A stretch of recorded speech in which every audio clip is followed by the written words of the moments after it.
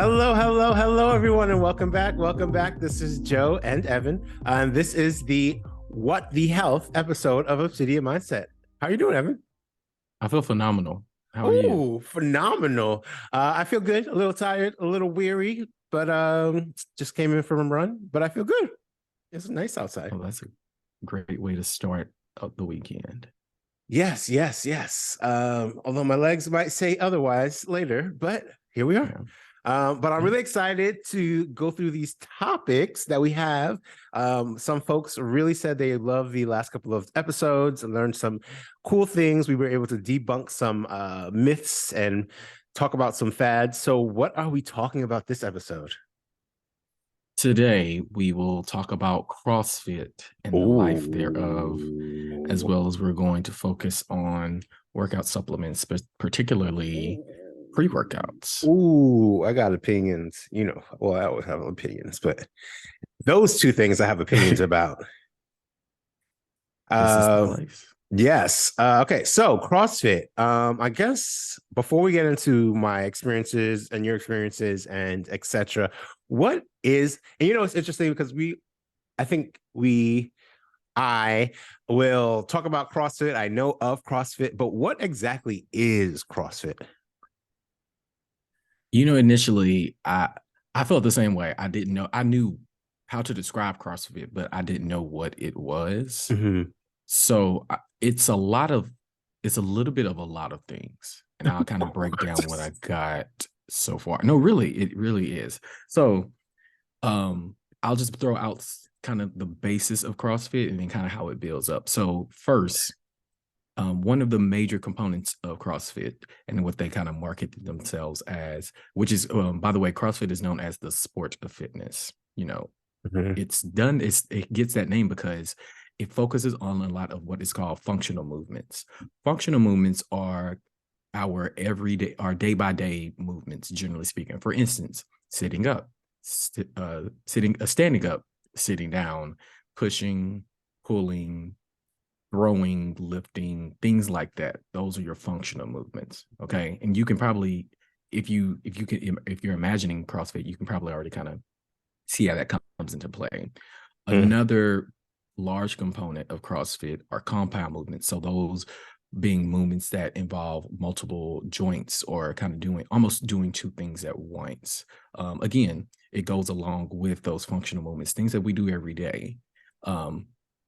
So when you think of it in that perspective, CrossFit is essentially it's meant to help your everyday life. The workout themselves are meant to be, common tasks that we do every day. Now, a unique component of CrossFit is also adding the perspective of HIIT, HIIT, which stands for high intensity interval trainings.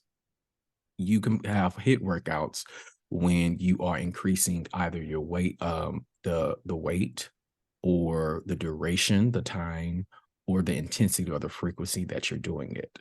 So that's why oftentimes if you hear about CrossFit workouts, they're done within, generally speaking, 20 to 30 minutes. That's a lot of work that you're doing in a short amount of time, which yields higher results that we'll get into shortly. In addition, one of the last major components of CrossFit is conditioning. So just keeping that cadence and that consistency over time. CrossFit is comprised of a lot of different sports, ranging from gymnastics, weightlifting, so many sports. And that's what I mean by it's a little bit of everything kind of comprised to ultimately support, things that you may do, the general person may do every day.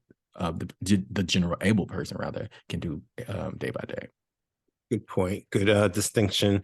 Yeah, I think one of the major things is like you can imagine because of CrossFit they like lift boulders or lift heavy things. So you can see I could see myself using that, even like having to pick up a heavy whatever on the floor versus chest press. How many times are you like chest pressing every day, right? That's not a Correct. functional everyday movement. Okay, got it. So I can see the difference with it. That makes sense. So I mean, based off of that, it does see a little bit of a lot of things. Mhm. So I guess from there, how does a CrossFit session go? Like, what is it? What does that look like? In the general thing, because I think one of the big things is I do know they have boxes. So Mhm. instead of like gyms, they call themselves boxes. So you go to different, you can go to a lot of cities across the US and I think internationally. And they'll have There these are. boxes that should be similar in workouts. I think so. If you could have a little bit more detail about that, let me know. Sure. And I'm glad you actually called it a box because CrossFit for many people is a lifestyle. Mm, People love CrossFit um, for a lot of different reasons. You know, everyone has a journey how they get there, but for many people, CrossFit is their sport of choice. So when you say box, with it being so specialized, it does have its own lingo, and mhm, box is like a gym pretty much, but they just mhm, call it a box. But so if we use that interchangeably, that's what we mean. mhm, But let's say this is your first time going to a CrossFit session. Depending on the gym, you typically go either earlier or you may have a separate session because, again, you're doing a number. Many CrossFit gyms have some type of weightlifting component to it. mhm, So there is an intro kind of session, whether it's before the actual workout, where they're going to show you safety features, how to properly do certain cleans or lifts or things like that. They want to kind of get you oriented into the space itself and what you're getting into. So once you have those basics down, you go into another CrossFit term, which is called the workout of the day, WOD. Wode. WOD. Thank I don't know you. if they really call it that, but it feels right. I didn't either. I was like I feel like I've heard it. WOD, but when you see it, you know it. Yeah, yeah. Those Yeah, three but I'm like, letters. yeah, acronyms always get me. So uh, you will see the workout of the day, and it changes day by day. It's literally for that day, but it has different things that you'll do. Sometimes you'll do so many reps in a certain amount of time. You may do pistol squats. You have different workouts, again, centered around those functional movements, those compound movements that have to be completed within the time frame, 25-30 minutes. Okay.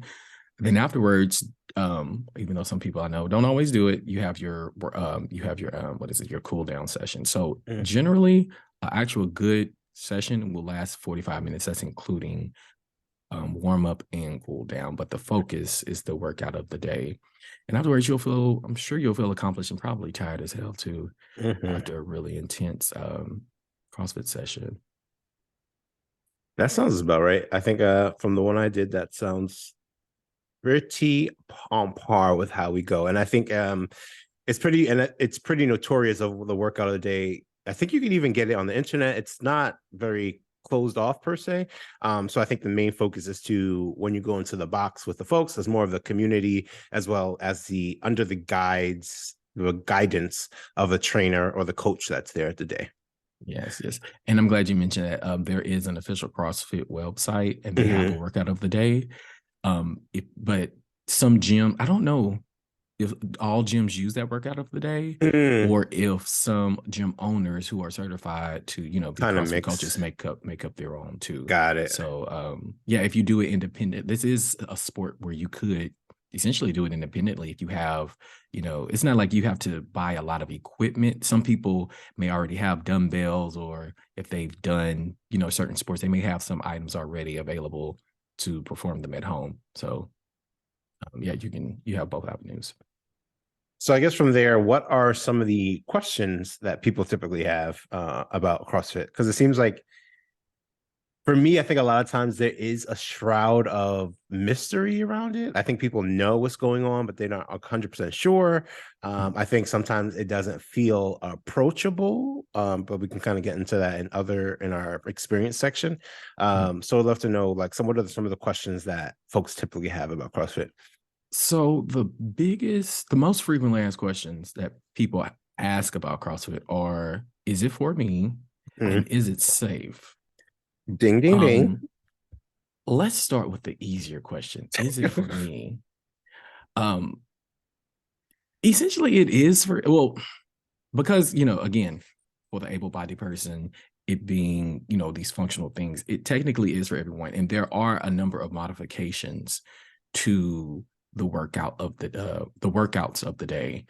And in that regard, it is for everyone, because we often see, I think, not to sidetrack too much, but we often see, the competitions and the gyms, and people are drudged and sweat and all these things, right? We see that, but that doesn't, again, when you look at the nuts and bolts of it, it's just a lot of just the workout and the movements that matter. So you can do it at any stage of your fitness journey, or at any level of your fitness journey, rather. So yeah, it really is for everyone. Although, like you said, we'll get into kind of the intimidation factor of it. Secondly, is it safe?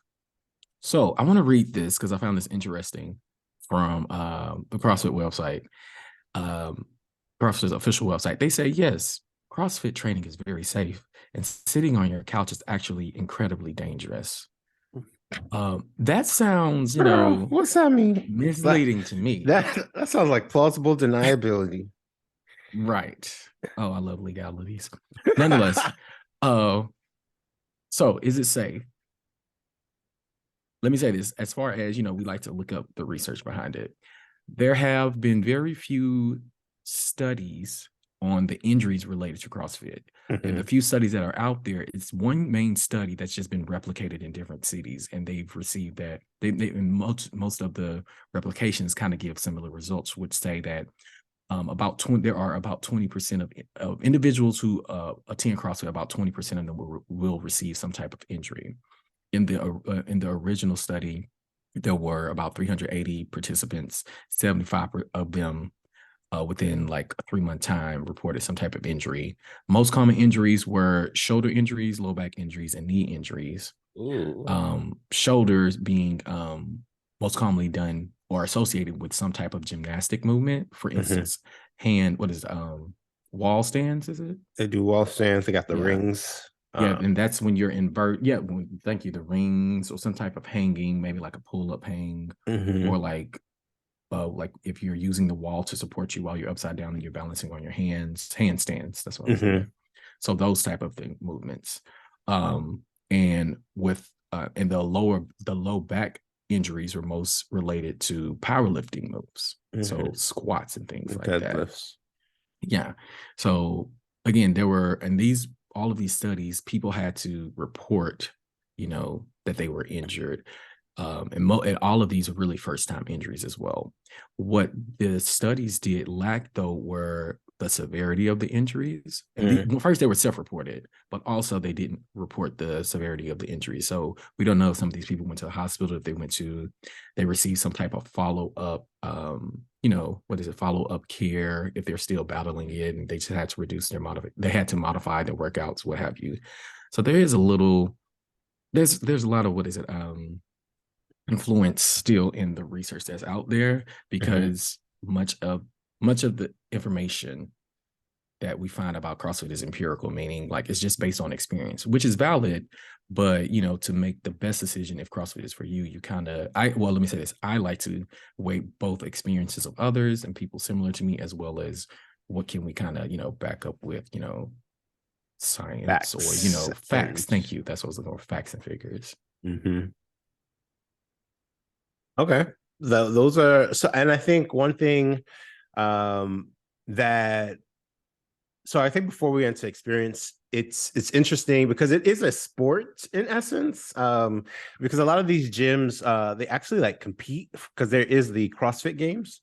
I don't know if you have any background on that, and I can kind of talk. I only know about it high level, so if you have any information on that, let me know. But that's about the same level I know it on. Okay. We can speak very.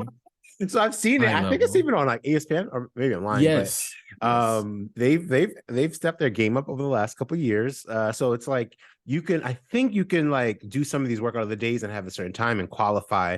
And even if you're like Joe Schmo from Oklahoma in a box, but if you have a good time, you might be, I think, invited and sponsored to go to the games. And the games are cool to watch. They're pretty intense. It's the same thing, just like you see the right rope climb, you see sled pushing, you see all the things, and both men and women just trying to go for time and really intense. So it's like you're motivated, if that's your journey, depending on where you want, you might just work out because you want to be healthier, or you want to get more movement, or you just want to find a community in CrossFit. But some people actually do it to be sponsored and make, money like any other athlete, trying to get to the games. They get sponsorships from brands and things of that nature. So there is a little bit of flavor to all of this in terms of the sports of fitness.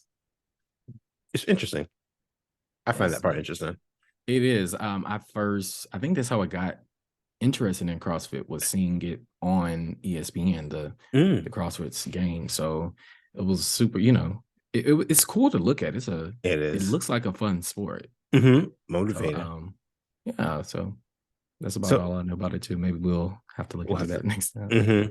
It's interesting because we know we've both done Spartans, and there's usually a very big CrossFit community there, because Spartans are in essence kind of like the CrossFit Games. There are a lot of those movements, and not as much running, which I think I want to say a lot of, but it's not too much running focused. It's more like sprints, and then there's a lot of body weight stuff, pull-ups, push-ups, monkey bars, a lot of things that have you challenging a lot of your body parts and movements. So I think that's what attracts a lot of the CrossFit folks to Spartans in general, or OCRs, or they call it, which is obstacle course races. But I guess with that, what is your experience with CrossFit? My experience. So I've done CrossFit I committed to CrossFit for about 2 months. What was that? Like the first year after the pandemic. I was interested. I knew about it, was interested, but I finally decided to go into it because I needed something different. I get bored in the gym. So I was like, let me try different things. I wanted to find something that's definitely challenging. So I stumbled on CrossFit. I was hella nervous when I first went, because it is a level of intimidation. Like, I don't know, just going in, especially as a newbie, you're like, am I in the wrong place? Because I'm just trying to get my sweat on for a couple minutes and then leave. I didn't, want to devote and shed blood for CrossFit. But I had and I say that in a comical way, but I honestly mean, those were a lot of the things that I saw about CrossFit. Could be literal. But once I was actually in the gym and I met the people and I was, I made friends, I was like, oh, this is a great place where we're all battling and struggling with this workout of the day. And I'm actually enjoying it. So I met a lot of great people there that I still keep in contact with. And it is intense. It's a lot. I'm grateful to say I didn't have any injuries during my 2 months there. I did it for about 3 times a week. I did it 3 times a week for within those 2 months. And I enjoyed it. Like, I definitely did see some improvements. I think long term, I definitely increased in some capacity in my strength, although I don't have any, concrete about that. But I felt better. And also I did enjoy getting my workout in within 30 minutes. I'm not a morning person, but knowing that I would get CrossFit done and doing it so intensely at 6 a.m, it definitely changed my mood for the day. And it made me feel like, okay, I got not only a workout in, but a good workout in. Sometimes you have those lazy days and you're like, I'll just do something. But I felt like I actually had a substantial workout in for those days I went. So I had a pretty good experience with CrossFit. Okay, I like to hear that. Me, it's a mixed bag. So for me, anything fitness related, I'm all about trying it once. So I've done a few intro classes. I did a Groupon sale, so that one lasted maybe a couple months, maybe it was 2 or 3 months. And my experience has been is, one, it really depends on the box that you join. So depending on the location,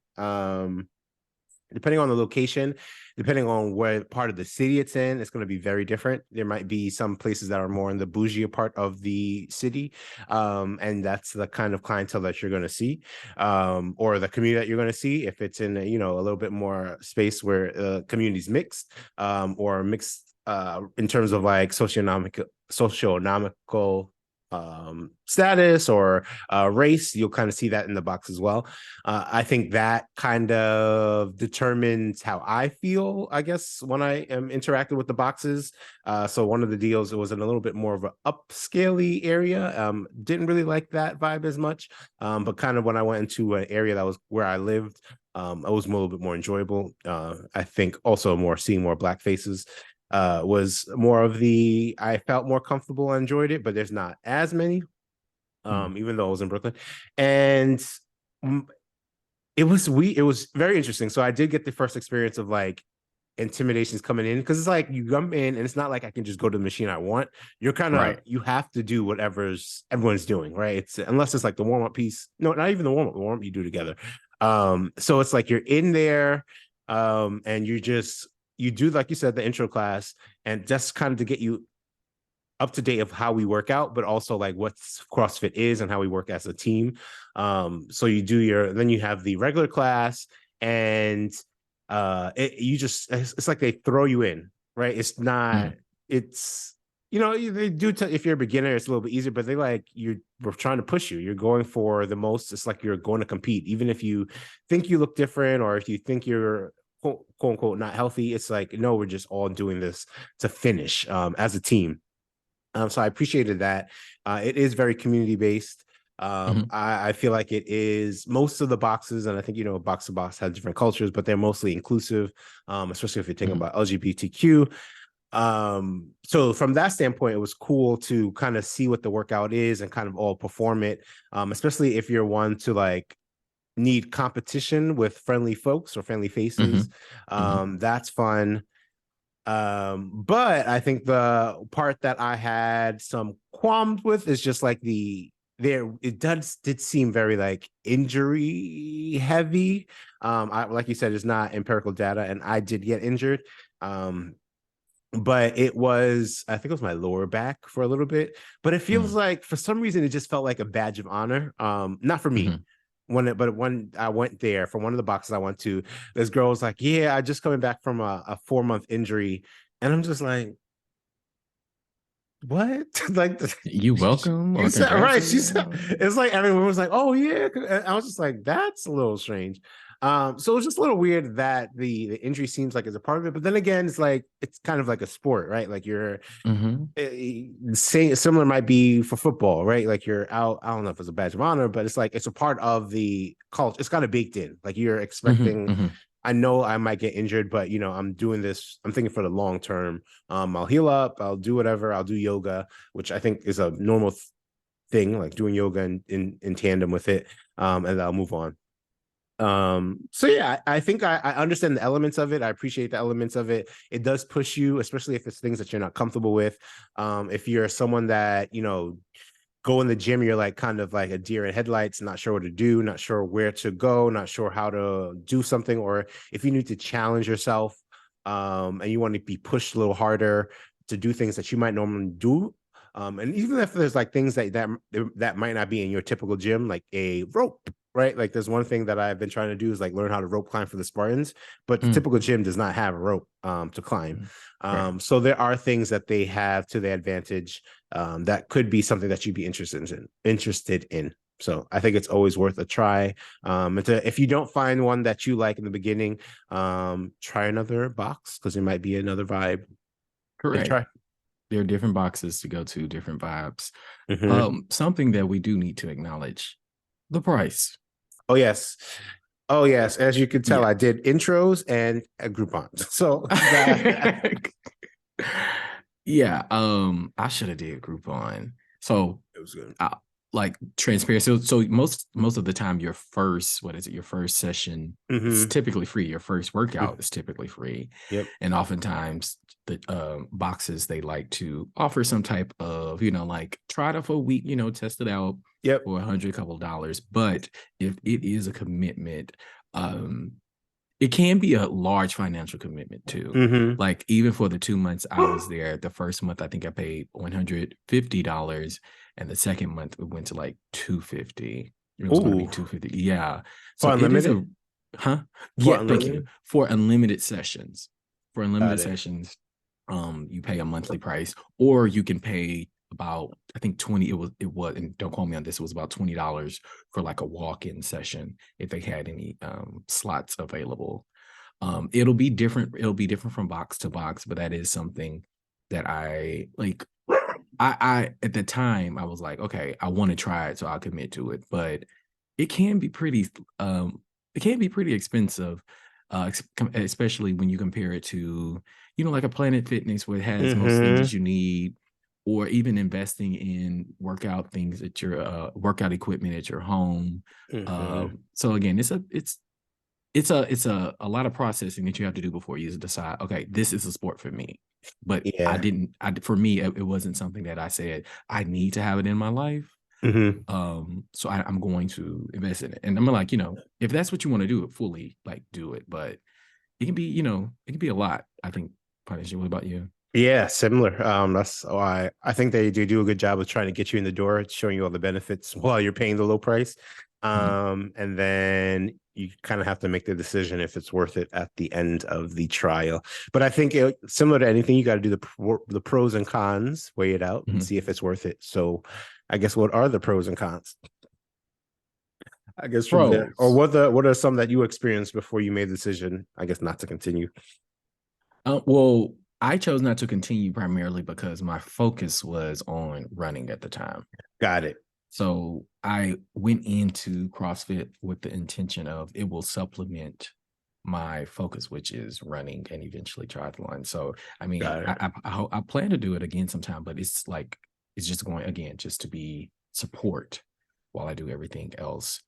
The pros for me, two pros. Like I said, like I met some great people who were of a equal mindset of, pushing themselves in that hour roughly, or up to an hour physically, and wanting to just feel good, and have a good workout in. That was a huge pro. Also, I got a lot of workouts out of it that I still use from time to Mm-hmm. time. you know Sometimes I don't want to go to the gym, so I can just do something quick, do some jumping jacks and push-ups, whatever it is, and still again, get a benefit of a workout. Um, Cons, just the level of the high risk that I think comes with the sport itself.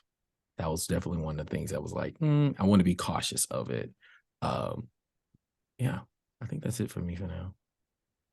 Let me see. You? For me, I think the pros were the community feel, the structure of the workouts, kind of pushing you to do things that you might not do on your own if you had the same space.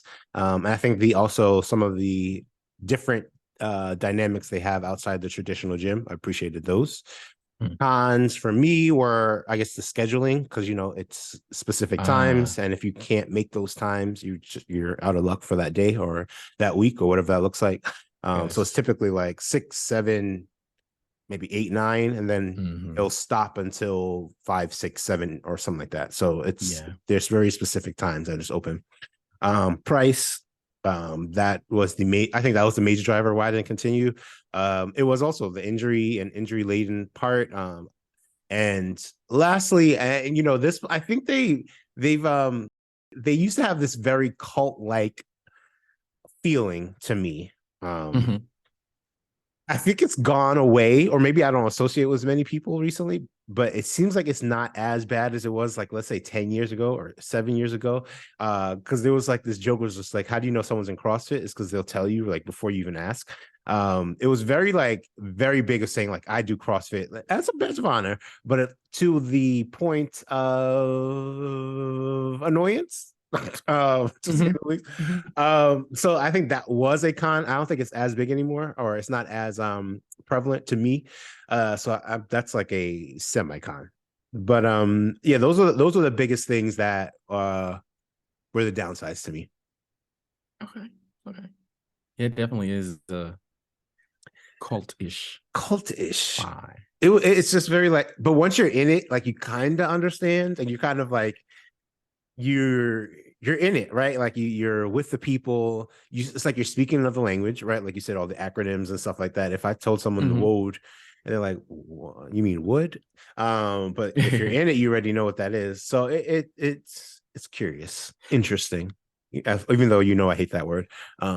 Interesting. Right.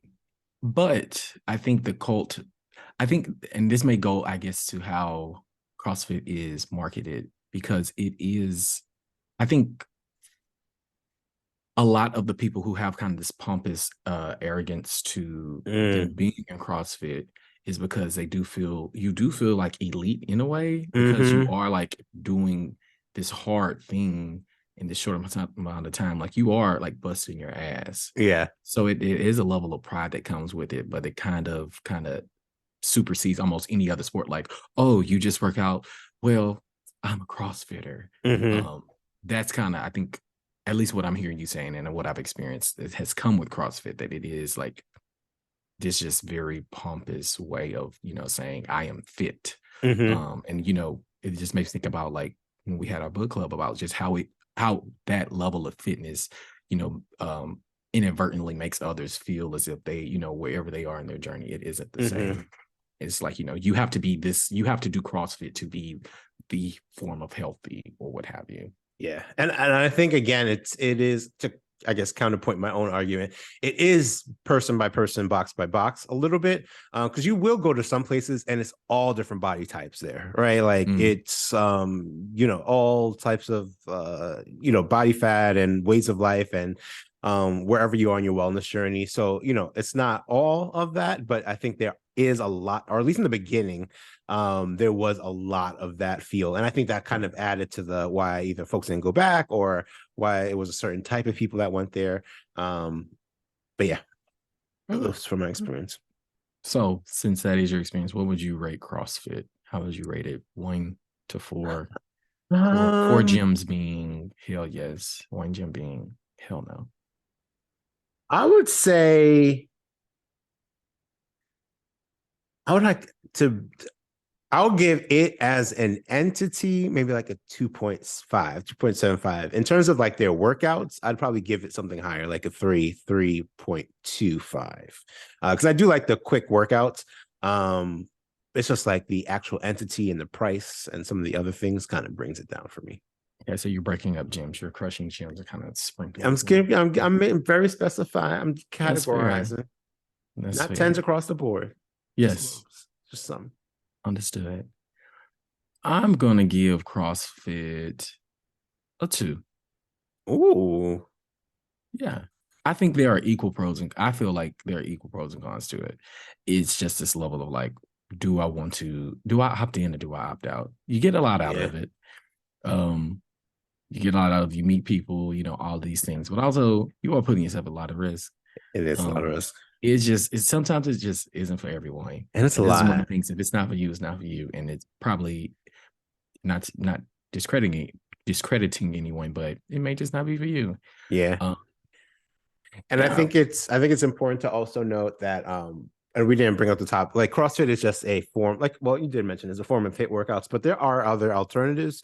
So there's like other brands that aren't as, I don't want to use the word cultish again, but it's a very different community feel. Or some don't have that community feel at all. So you'll see like there's like Orange Theory, there's Fitting Room, F45. There's in DC, there's Sweat DC. So it's more of like they do HIIT movements. They even have like rack versus non-rack sections of their workouts. But it's similar, like it's at certain times of the day, and that's it. Those classes, and there's no free weights. But again, it's not something where you can go, well, yeah, you can. So those are alternatives. So it's not CrossFit. You might want to look into some of these other fitness boutiques or spaces. And I think there are some, especially local ones that you can also look at if the CrossFit isn't the thing for you. Hey y'all, it's me again, Joe the Wellness Curator, and I'm here to invite you to another Obsidian Wellness Club event in April. This month, we are hosting our first ever Hour of Creativity, Sip and Create on April 26th from 7:30 to 9 p.m. Whether you're a seasoned writer or you're just starting out, this is the perfect opportunity for you to kick back, enjoy some wine or water, and get creative with like-minded individuals. You're not a writer? You're a painter or artist? that's fine too. Feel free to come on and get your creativity juices flowing. We'll have prompts available for anyone that needs it, and you'll have a chance to focus on your own projects or let your creativity run wild. The themes for this season, for this month, this session is gratitude and green. I'm so excited for y'all to come on and let's get creative together. So with that being said, I don't have normally I have this nice catchy, well, actually, let me take that back because I do have one. So I'm trying to discredit myself. Yes. So after one of these CrossFit workouts, no, I don't like that. I was trying to figure out a nice way to segue into the next topic. Next, we're going. That's so boring. So okay, no, we're gonna do real life. We're gonna do real life. So this morning, I did a long run.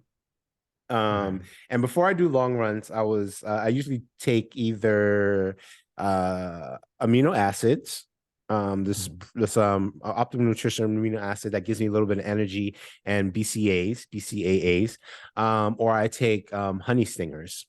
I love me some honey stingers, which is it's a form of carbs and a little bit of energy. I think it's a little bit of caffeine, but just to get me some energy before the long run. And this is something that I think in the beginning of my wellness journey, I didn't take as serious. But I think the more I went through my wellness journey, I did experiment with workout supplements before, during, and after my workout. And I've had varying results. So I think with next part of this next part of this episode, I want to talk about supplements with a focus of pre-workout, because that's where we get a lot of questions, to be honest. I when I'm on IG, when I'm in the gym, I get a lot of questions about what I take before I go to the gym, especially since I go typically like 5:36. People are like, how do you get up that early? And it's our good girl pre-workouts. So let's get into it. That was a little better. All right. Not my best segue, but thank you for the grace. It worked. We're gonna keep it. We're here. We're here. We landed. It was a rough landing, but we got there. A little turbulence. Yeah, turbulence. That's why they tell you put your seatbelt on. Put your seatbelt on, folks. All right. So what are workout supplements? Let's just start with that. Okay. So workout supplements, not to be an arse, but they supplement your workouts. But really, thank you for that. Right. No, but they really are meant to do just that, to provide additional energy when needed, or to aid you in recovery, or to continue your workouts. There are two main forms of workout supplements. We have what we'll discuss now, pre-workouts, and they also have post-workouts. Most common, let me say this, common pre-workouts are, like, for instance, for simplicity's sake, C4. Post-workouts can be protein shakes, and they have other, like, options as well, but for lack of a better term, a protein shake. But we're not going to focus on the post-workouts right now. We're going to focus on the pre-workouts. So, typically, it's recommended that you take a pre-workout at least 15 to 30 minutes before your physical activity. And what it does, it provides your body with a number of minerals and substances that will support you to, either get kick-started or give you a couple extra reps, or to last that extra 5 minutes on your, at least to start it off, and last the extra like 5 minutes on the treadmill or run or what have you. I want to get into kind of what's in pre-workout, what makes it kind of, what gives it, why do you take it before? Like, how does it help you? Mm-hmm. So I'll just do 3 common things that are in pre-workout. Go ahead. Wait, before we get into that, I just want to make note that, we're in this segment, we're talking about specifically supplements, but there are a number of things that you can do beforehand that are not supplements that will do the same effect. So I think one thing to note, for, like Evan said, supplements are supplementary. So there are things that you could do with terms of eating or your natural diet that should, in theory, be able to help you accomplish the same thing. This is just another way of adding to that. So I know there are people that, before they run, they might have peanut butter and an apple, which is to give you a little bit more energy, gives you carbs, or people have coffee before they go to the gym to have that caffeine boost. So there are things and there are quote unquote natural ways of doing it, but there are some of these extra spicy things, for the lack of a better term, that'll help you get to achieve certain things that you might not get from your apple and peanut butter. Thank you for mentioning that. That is actually a great point as we talk about the first one, which is beta alanine, which is an amino acid, and it's produced in your liver. So like a lot of like beta alanine, we'll get into also, what is it, creatine. These are produced in your body. The pre-workouts, they just kind of increase the level of them in your body at the time of working out so that they can then support how your muscles react, in whatever activity you're performing in. So I'm glad you actually brought that into space. So beta alanine, like I said, it's produced in the liver.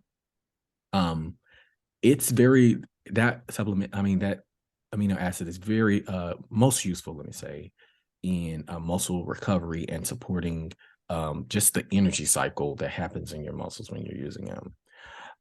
Creatine is also found naturally produced in the body. It's done in the skeletal system. It's also found in a lot of red meats and seafoods. You can get, that's another additional source at some level, but it's commonly used to support like high performance athletes. So for instance, if you're doing CrossFit, it can provide your body with it'll provide your body, especially with the the metabolic processes. It's a essential part of to keep the metabolic process of your muscles working. And lastly, something that I'm sure many of us have heard about caffeine. Caffeine is another, it's a booster to your blood flow. It boosts your blood flow. And a lot of high performing athletes use drink coffee or something at least an hour before. But you can, like I said, in pre-workouts as well, you can find higher levels of caffeine.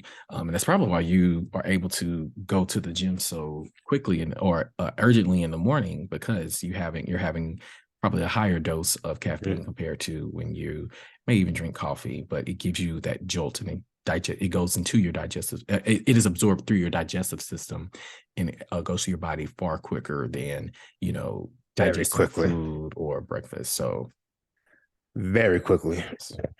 It feels like it goes straight into the bloodstream.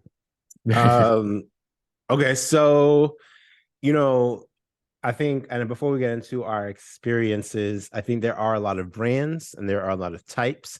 There are a lot of ways they make you feel. So I guess we'll talk into experience, but one of the big things that I often hear about is like the jitters, the tingling feeling. And then, sometimes there's an uncomfortable feeling of how it makes your heart feel in a lot of more serious or more isolated situations. So do you know what causes that? Because that's always been a confusion of just like, why do some make me feel like I'm just very jittery, and to the point where I don't even, it's kind of scary. And some are just it makes you just feel like normal, but just with a little bit more energy. Yeah, they definitely give you energy. Some make you feel tingly, some don't make you feel tingly. So it is and like you said, there's just so many brands out there. Now with the tingling, that comes for the beta alanine, that the beta alanine amino acids, particularly when you have a higher dose, your body just starts to tingle. And I have experienced that as well. It just feels weird as hell.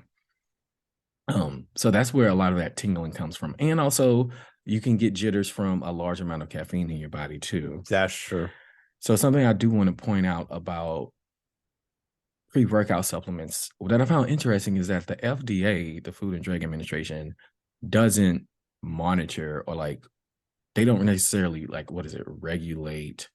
They don't, they're not reviewing. Yeah, they don't necessarily review it unless they don't review it for safety or effectiveness. That's just the kind of the bare bones of it.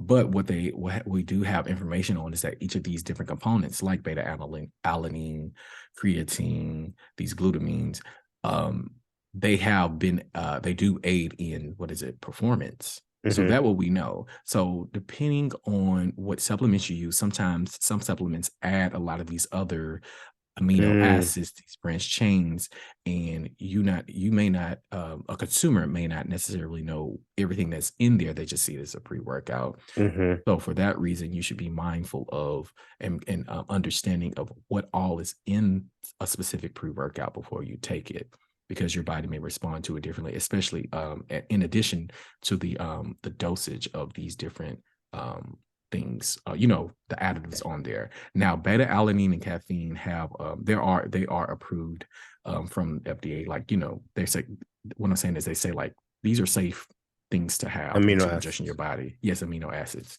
These are safe things to have. But everything that's in some pre-workouts haven't fully been reviewed, and there is limited research on, how effective they are long term for an athlete. Yeah, I feel like a lot of supplements in general, the components are typically some sort of FDA approved, but a lot of the workout supplements themselves are not. Mm-hmm. So you just got to be careful of, one, doing your research, two, talk to your physician or medical, Of whoever it course. is. I know for me, I typically do not, and I'm trying to get better at doing that, because you just don't know how it reacts to, like, everybody's different. So that's one. So you don't know how to react to your own body, blood, and et cetera, in diet. You don't know how to react to some of the medications that you might be on, that you are prescribed. So just be very, very mindful of that before you take anything.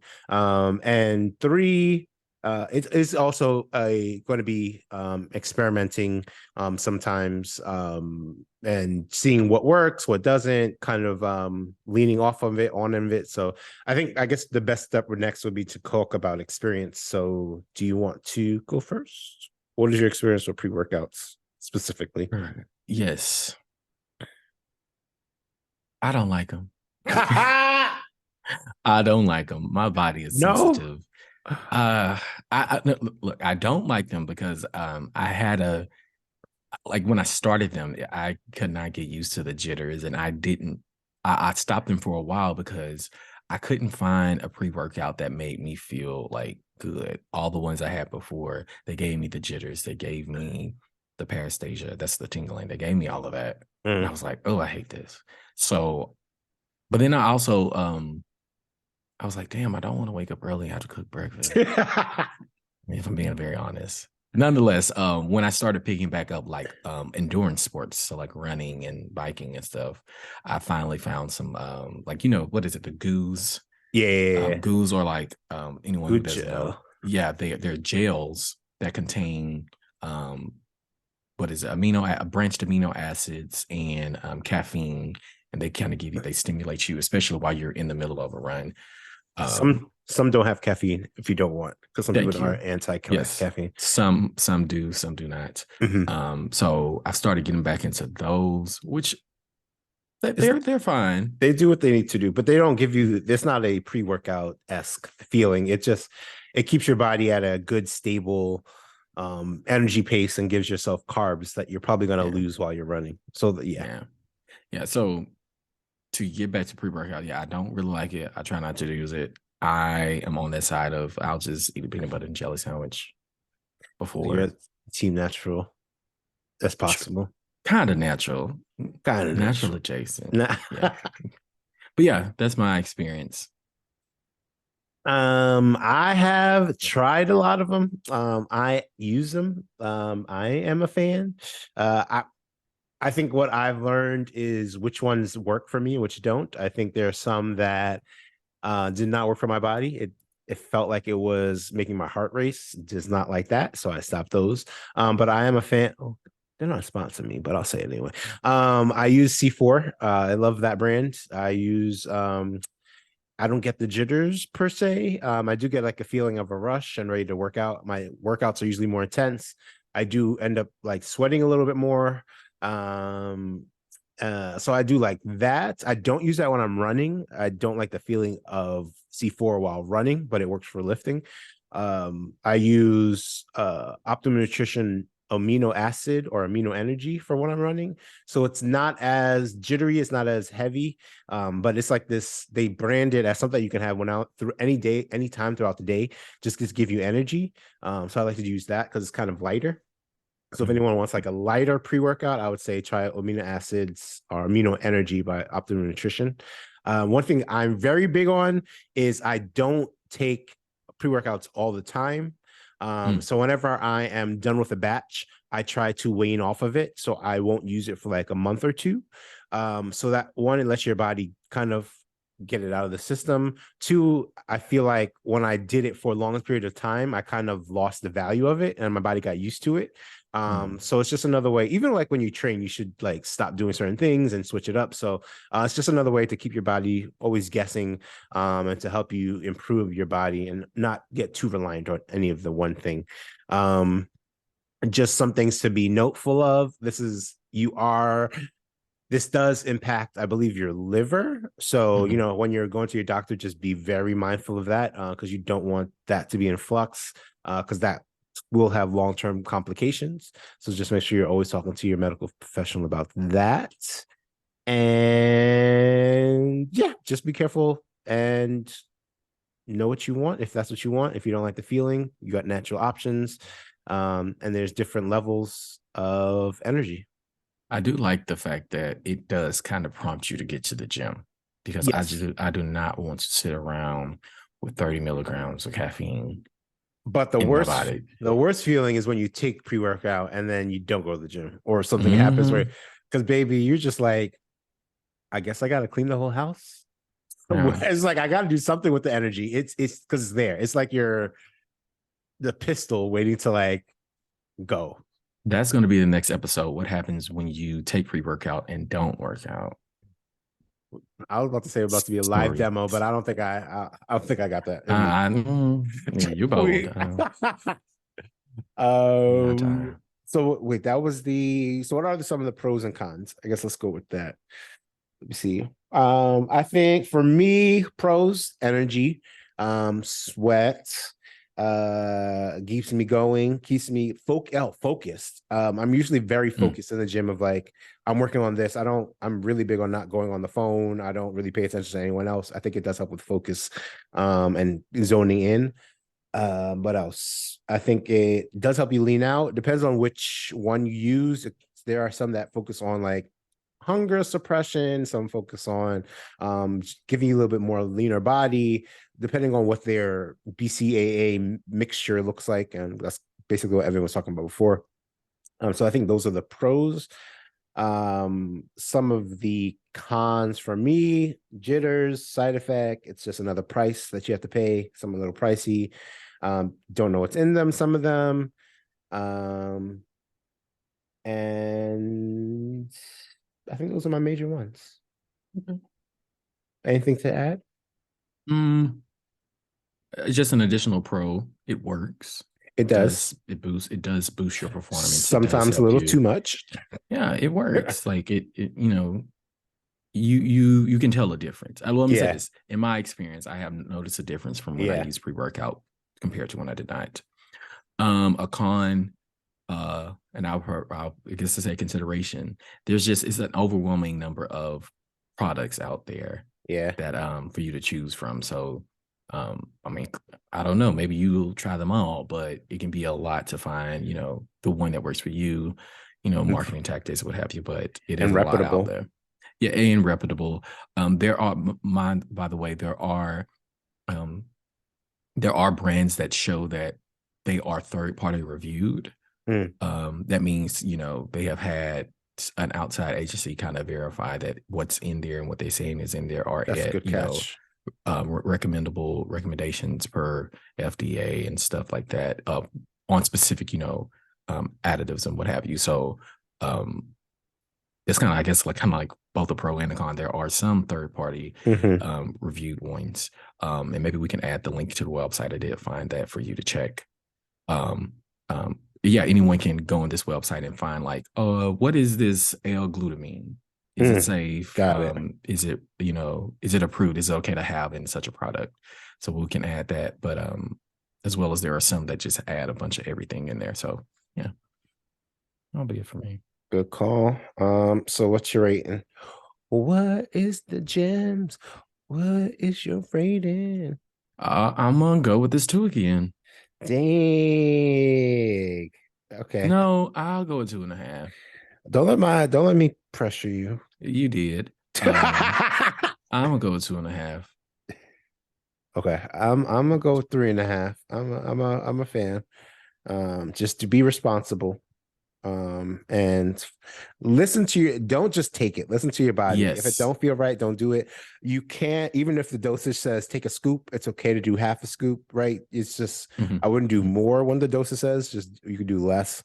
Because you know, you might be smaller, your body frame. I'm also a lot bigger, and I have a lot more mass. So what I take might not be the same dosage as someone that's half my size. So 3.5 for me Okay. across the board. So what are some takeaways from this episode or from this section? We can do it both. Let's do for the episode. I think my takeaway is that there are some great things out there for us to try and experience that we need to get into, that we need to just dabble in for a little bit. But the biggest thing is listening to your body, making sure it feels right, making sure it tastes right, making sure it, is giving me what I need. And if not, there are other options. But I think today we went over some and we got a little deeper into two great things that have been fun and different and have been great experiences for us. I think that's accurate. I think both of them have in common is just listen to your body, do your research. If it doesn't feel right, don't do it, or figure out something else. You don't need to do either. There are ways Mhm. around it. There are alternatives for both. But I think they could be beneficial if you do want a recharge or you want to jumpstart your wellness journey or your workouts regiment. I agree. All right. Any updates, things you want to mention, thoughts? Nothing's coming to mind. Just say beautiful. Yeah, I think that's all. I don't know when this is going to be released, but we do have some spots in open the Obsidian Wellness Club. We have a few runs that if anyone's interested in joining, we are doing the Ragnar in New Jersey. That's in July, I believe July 16th. And we are trying to do a Ragnar in Kentucky. That's October 6th and 7th. So I'll put some information out for that. And that's all I have. I want everyone to have a blessed and great one. Get out there, stay active, and enjoy yourselves. Thank you for picking you today. Bye, y'all. Bye. I don't know why I'm waving. You can't see. Wait. Oh, just kidding.